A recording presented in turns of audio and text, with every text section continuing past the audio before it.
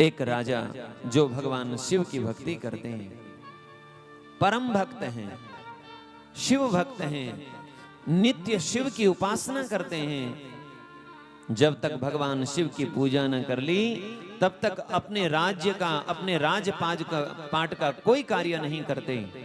सबसे पहले भोर में उठते स्नान करने के बाद सबसे पहले भगवान शिव की पूजा, फिर दूसरा काम। आज जब दिन के समय यह अपनी कुछ मंत्रियों के साथ, सेवकों के साथ वन में विहार करने के लिए गए, विहार करते करते अपने क्षेत्र से बहुत दूर चले गए, अपने साथियों से बिछड़ गए, बहुत दूर जंगल में चले गए। एक बीहड़ वन में जब गए, वहां पता नहीं चल रहा रास्ता कहां से है, आना कहां है, जाना कहां है।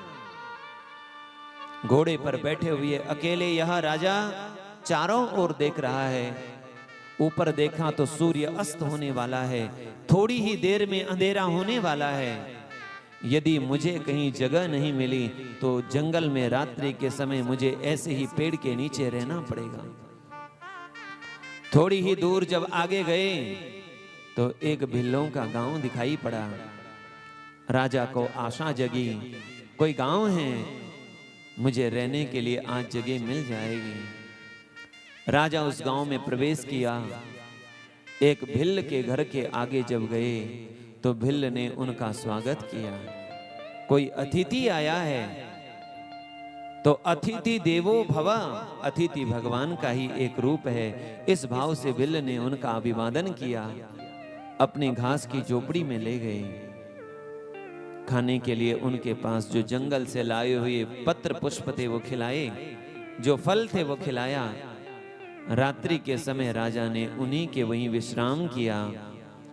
जब सुबह हुई, भोर हुई, राजा अपने नगर में जाने के लिए तैयार हुआ। राजा ने उस भिल्ल से कहा, भैया मुझे थोड़ी दूर तक छोड़ दोगे? मुझे यहाँ के रास्ते के बारे में जानकारी नहीं है, मैं कल भी भटक गया था, मुझे थोड़ी दूर तक ले जाओ, रास्ता दिखा दो। तो भिल्ल राजा को रास्ता दिखाने के लिए आगे आगे चल रहा है। चलते हुए झाड़ियां लग रही है, उन झाड़ियों को अलग करते हुए राजा आगे बढ़ रहे हैं। एक जगह देखा पत्थर गिरे हुए हैं, एक खंडहर है, ऐसा लगता है पहले यहाँ कोई निर्माण हुआ था, वह गिरा हुआ है। चारों ओर घास जमी हुई है, पत्थर यहाँ वहां गिरे हुए हैं। राजा की नजर पड़ी, उन पत्थरों के बीच में राजा ने एक शिवलिंग को देखा। जैसे ही राजा ने शिवलिंग का दर्शन किया, व्याकुल होकर उस शिवलिंग की ओर दौड़ पड़े। ऊपर से जो पत्थर गिरे हुए थे उनको निकाल कर इधर उधर फेंकने लगे। पत्थर को जैसे ही फेंका है, शिवलिंग को देखा है, शिवलिंग का आलिंगन किया है, अपने गले से लगाया है। यह राजा व्याकुल होकर रोने लगा है, मेरे राज्य में, मेरे क्षेत्र में, मेरे इलाके में मेरे भगवान की ये दशा है। मैं तो भगवान का पुजारी बन के रहा, भगवान की भक्ति करता रहा, लेकिन मैं नहीं जान पाया कि मेरे राज्य में भगवान के मंदिर की और भगवान की ऐसी दशा है। राजा ने वहां साफ किया है, घास निकाला है, कूड़ा निकाल कर इधर उधर डाला है, उस जगह को साफ करके, और राजा स्वयं थोड़ी ही दूर एक नाले से पवित्र जल लेकर के आए हैं पत्ते में, और उस जल से शिवलिंग का अभिषेक कर रहे हैं। शिवलिंग का अभिषेक किया है और प्रणाम किया है। भस्म लगाई जाए तो भस्म के लिए निकट ही एक बिल्व वृक्ष से पत्ते निकाले हैं, पत्ते भगवान को चढ़ा रहे हैं। बेल वृक्ष के मूल से मिट्टी निकाली है, उस मिट्टी से त्रिपुंड लगाया है, भगवान का पूजन किया है। और जब यह भगवान की पूजा कर रहे थे, भगवान की आराधना कर रहे थे, भगवान का आनंदित होकर कीर्तन कर रहे थे, वह भिल्ल ये सब देख रहा था। भिल्ल ने हाथ जोड़कर राजा से कहा, आप जो ये पूजा कर रहे हैं ये कौन है, किनकी आप पूजा कर रहे हैं? तब राजा ने भगवान शिव का परिचय कराया। जंगल में रहने वाला वह भिल्ल नहीं जानता, उसे जानकारी नहीं। राजा ने परिचय कराया, ये भगवान शिव है। और भगवान शिव का परिचय कराकर भिल्ल ने कहा, आज के बाद मैं भी भगवान शिव की पूजा करूंगा, शिवलिंग की पूजा करूंगा। मेरे निकट शिव भगवान विराजमान रहे, मैं नहीं जान पाया। आप मुझे बताइए, आप मेरे गुरु हैं, मैं आपका शिष्य बनूंगा। आप मुझे बताइए भगवान शिव को प्रसन्न कैसे करना है, भगवान शिव की भक्ति कैसे करनी है। तब राजा ने कहा, भगवान को जल प्रिय है, भगवान को बिल्व दल बिल्व के पत्र प्रिय है, बिल्व प्रिय है भगवान को, विभूति प्रिय है, रुद्राक्ष प्रिय है। और भगवान का कीर्तन किया जाए, भगवान को यही तो सब प्रिय है। भगवान को सोना नहीं चाहिए, चांदी नहीं चाहिए, मकान नहीं चाहिए, तो क्या चाहिए? भगवान कहते हैं, पत्रम पुष्पम फलम तोयम यो मे भक्त्या प्रयच्छति तदहम भक्त्युपरितम अश्नामि प्रयतात्मनः। कोई मुझे पत्ता दे दे, पुष्प दे दे, फल दे दे, या एक लोटा जल भी चढ़ा दे, तो भगवान कहते मैं उसे स्वीकार करता हूं, ग्रहण करता हूं। कोई एक नियम बना लो।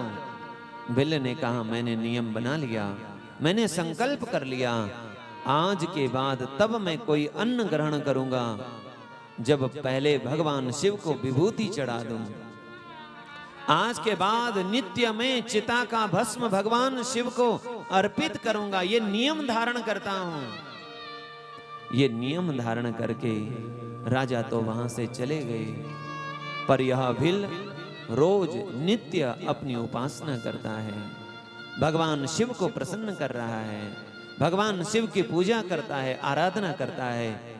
घर आकर अपनी पत्नी को बताया तो इसकी पत्नी भी भगवान शिव की भक्ति में लग गई, रम गए दोनों।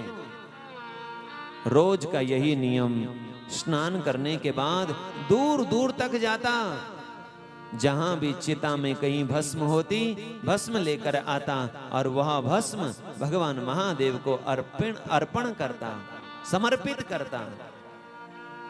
नाच नाच कर दोनों दंपति भगवान शिव को प्रसन्न करते। वर्षों बीत गए, यह भिल्ल भगवान शिव की पूजा कर रहा है, भगवान शिव की आराधना कर रहा है। लेकिन एक दिन की बात है, इसका नियम जब तक भगवान को चिता भस्म अर्पित न कर दी तब तक अन्न ग्रहण नहीं करना है, जल ग्रहण नहीं करना है। एक दिन की बात, जब कहीं दूर दूर जाने पर भी चिता का भस्म नहीं मिला, भगवान शिव को अर्पित करने के लिए आज इसने अपनी पत्नी के साथ जल ग्रहण नहीं किया, भोजन अन्न ग्रहण नहीं किया है, भूखा है, क्योंकि भगवान शिव को आज हमने चिता भस्म नहीं लगाई है, आज मेरा नियम पूरा नहीं हुआ है, तब तक अन्न ग्रहण नहीं करूंगा, जल ग्रहण नहीं करूंगा। दोपहर हो गई, दूर दूर तक दौड़ दौड़ कर जाने और आने के बाद भी जब चिता का भस्म कहीं नहीं मिला, व्याकुल होकर यह भिल्ल अपनी पत्नी से कहने लगा, देवी ऐसा लग रहा है कि आज भगवान शिव को अर्पित करने के लिए कहीं भी चिता का भस्म कहीं नहीं है। आज मेरा नियम ना खंडित हो जाए, आज यह नियम ना मेरा टूट जाए, मेरे प्राण निकल जाएं, शरीर छूट जाएं, कोई बात नहीं, लेकिन भगवान शिव की भक्ति न छूटे, मेरा नियम न टूटे। अपनी पत्नी से कहने लगा, देवी एक काम करो, मैं अपने प्राण त्याग देता हूं। भगवान के नियम का पालन नहीं कर पाया, मैं भगवान शिव की भक्ति का नियम पूरा नहीं कर पाया, तो फिर इस शरीर को रखने का अर्थ ही क्या है?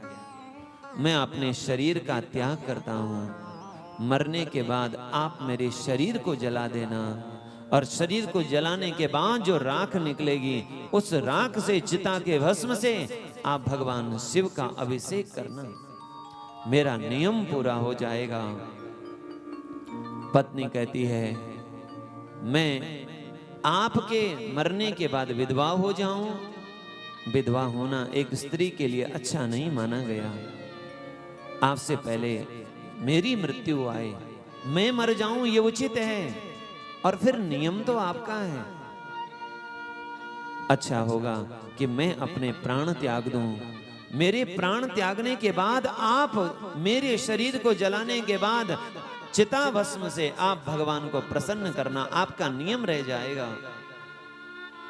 दोनों पति पत्नी में पति कहता है मैं अपने देह का शरीर त्याग दूं, पत्नी कहती है मैं अपने शरीर त्याग दूं। पत्नी ने बहुत निवेदन किया, आपका यदि नियम है तो मेरा भी नियम है, क्योंकि मैं एक अर्धांगिनी हूं। अर्धांगिनी केवल पति के सुख के साथी नहीं होती, वह पति के सुख दुख में सदा साथ निभाती है। दोनों हाथ जोड़कर पत्नी ने जब प्रार्थना की, अपने प्राणों को त्यागने के लिए वह भिल्ल पत्नी तैयार हो गई। दोनों हाथ जोड़कर भगवान महादेव से प्रार्थना कर रही है, प्रभु आपका धूप बनकर आपको मैं समर्पित कर रही हूं। मेरी ये इंद्रियां पुष्प हैं और इन पुष्पों को मैं आपको समर्पित कर रही हूं। मेरे प्राण हवि है, भविष्य है, मैं आपको अर्पित कर रही हूं। मेरी ज्ञानेंद्रिय अक्षत है, ये भी मैं आपको अर्पित कर रही हूं। पुष्पा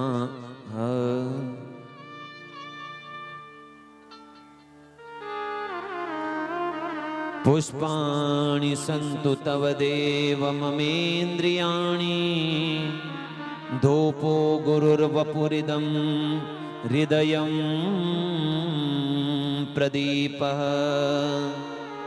प्राणाहवीषि करणानि तवाक्षताश्च, पूजाफलं व्रततु साम्प्रतमे सजीव, पूजाफलं व्रततु साम्प्रतमे सजीव। भगवान शिव से प्रार्थना करते करते भिल्ल पत्नी ने अपने देह का, शरीर का त्याग कर दिया। पहले तो भिल्ल अपनी पत्नी की विरह में खूब रोया, अपने आंसुओं को पोंछकर भिल्ल ने धैर्य धारण किया। फिर चिता लगाई और चिता का भस्म निकालकर भाव से, अश्रु बहते हुए आंखों से, प्रार्थना से पुकारते हुए, भगवान महादेव का कीर्तन करते हुए, नाचते हुए, जब यह भिल्ल भगवान को वह विभूति अर्पित कर रहा था, चिता भस्म अर्पित कर रहा था, अर्पित करके आरती करने लगा, नृत्य करने लगा, कीर्तन करने लगा। उसी समय उसने देखा पत्नी सामने आ गई है। जैसे अपनी पत्नी को देखा है, व्याकुल होकर रोने लगा। देवी, तुमने अपना शरीर त्याग दिया था, फिर तुम कहां से लौटकर आ गई? उसकी पत्नी ने कहा, क्योंकि मैंने भगवान शिव के लिए अपने शरीर का त्याग किया था, भगवान शिव ने मुझे यह शरीर दे दिया है। अब मैं शिव पुत्री हो गई हूं, मैं शिव की कन्या होकर आई हूं। बोलिए गौरी शंकर भगवान की। तो भगवान शिव की पूजा, शिवलिंग की पूजा, भगवान शिव के मूर्ति की पूजा से स्वयं देवादिदेव भगवान महादेव मिल जाते हैं, उनकी प्राप्ति हो जाती है।